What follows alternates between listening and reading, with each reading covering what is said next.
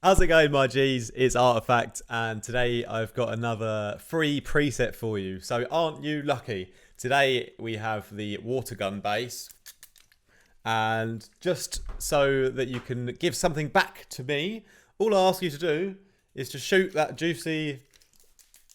I'm going to water my plant. Shoot that juicy like button.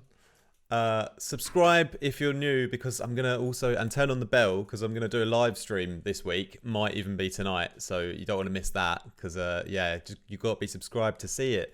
And yeah, also shoot your nan a WhatsApp message. Tell her that she needs to take some production lessons with Artifact, and it's gonna sort out all of her hip problems.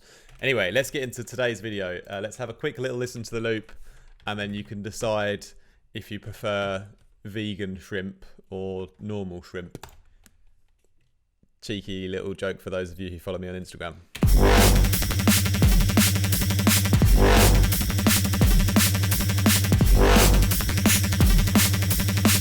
This is the free preset I've made for you guys this morning.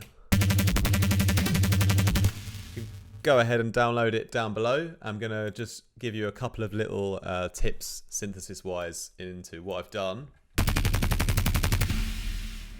It's got this really nice kind of movement going on, and how I did it was, let me just turn off all these effects. So we have the chorus, reverb, filter, distortion, compressor, and EQ, quite a lot on there.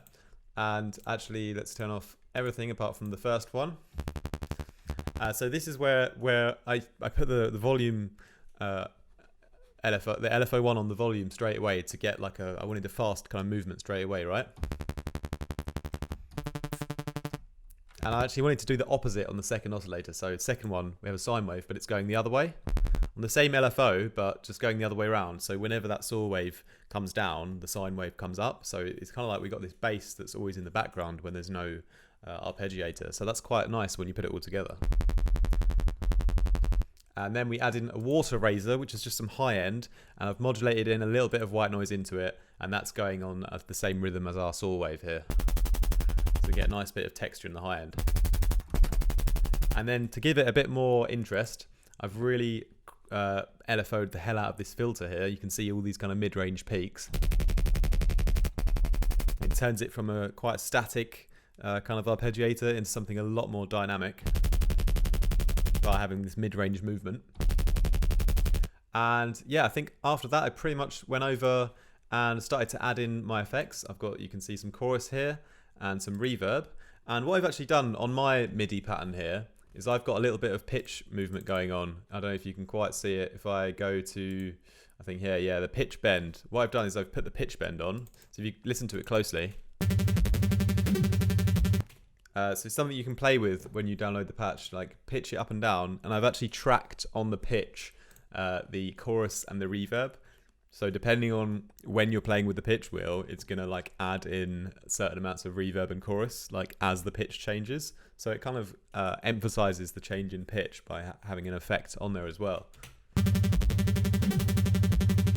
And then we have a few things going on afterwards. Just tracked the LFOs again. It's another filter, same one, phaser positive. Just turn this all the way to the right. Now I'm modulating this top bar here to create this kind of movement in the shape here. Really gives it that final kind of dynamic push. Then we distort the hell out of it with some soft clipping, and this is actually driven on the LFO as well. Give it a little bit of that more dynamicness. Dynamicness, definitely a word. Compression at the end to just... Yeah, just shapes the sound a little bit further, and then a little EQ right at the end just to give a bit of a kind of boost here in the mid-range, also on the LFO.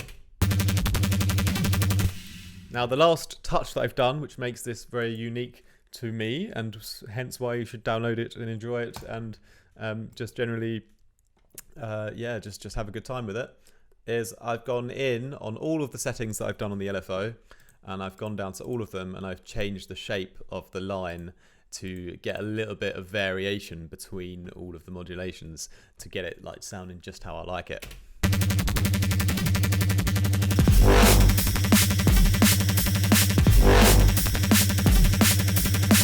So that's the water gun bass. I hope you guys enjoy it. And like I said, I will probably do a live stream this week, so make sure you're subscribed to the channel. And yeah, much love. Have a wicked day. Peace.